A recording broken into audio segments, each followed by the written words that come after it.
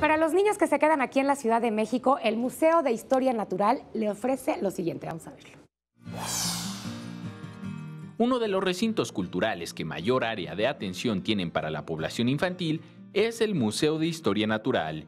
Y en estas vacaciones de verano se vuelve un sitio ideal para visitar. Uno de los talleres que destacaron fue el de Niños a la Tele.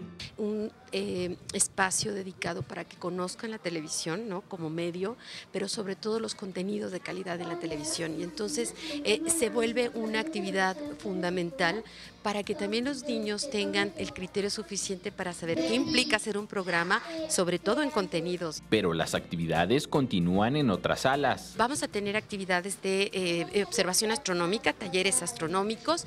Estamos con una exposición que ya casi se va sobre arte infantil.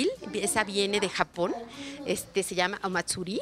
A través de las estaciones didácticas se abordan temas como la evolución de los seres vivos, papiroflexia, cuidado del medio ambiente, entre otros. Los horarios son de martes a domingo de 10 a 17 horas con entrada libre los martes y se ubica al interior de la segunda sección del Bosque de Chapultepec. Con imágenes de Sergio Villanueva, Enrique Muñiz, 21 Noticias.